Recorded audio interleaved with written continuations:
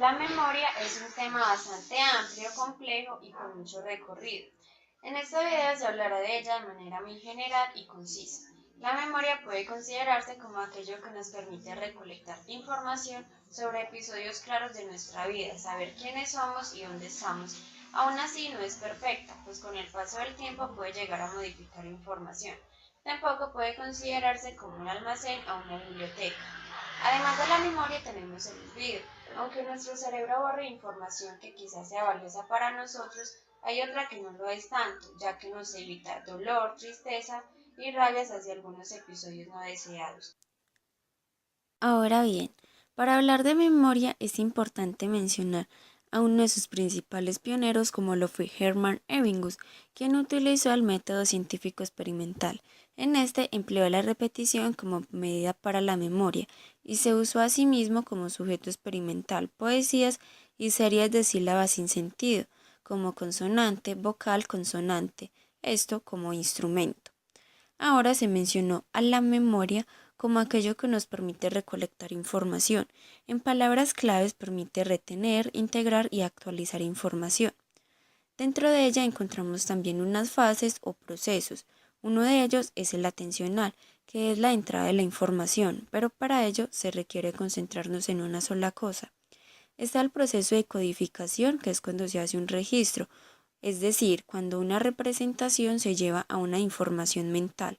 Y está el proceso de almacenamiento, que es una retención permanente o transitoria de algún dato.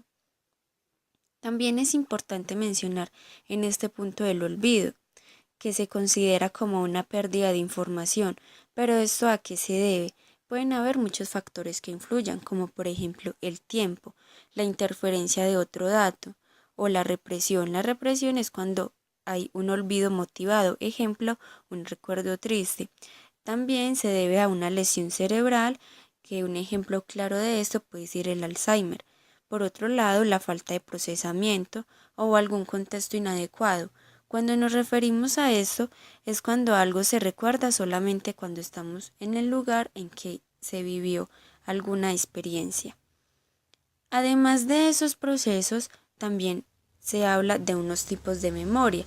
Aunque ella se considera que es una sola unidad, ha pasado por varias taxonomías con autores como Tulvin, Schachter y William James, pero los tipos más destacados son memoria sensorial, que es la memoria directamente por el órgano de los sentidos, por- especialmente por el de la visión y el oído. Dentro de esta encontramos otras dos, que es la icónica y la ecoica.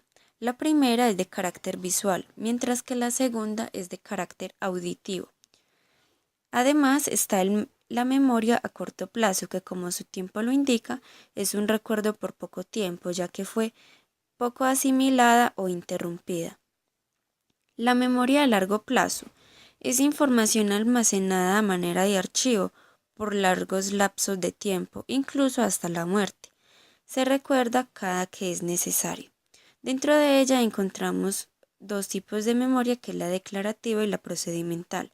La declarativa se refiere a proposiciones o imágenes, y dentro de ella está la episódica, que son los hechos pasados, y la semántica, que son hechos, conceptos y lenguaje, y la procedimental, que son las habilidades motoras y cognitivas. Hemos hablado de las fases y de los tipos de memoria, pero también es importante hablar de los niveles de procesamiento de información. Dentro de ellos está el nivel superficial, que son los rasgos sensoriales, es decir, cuando se recuerda algo por su aspecto, sabor o color.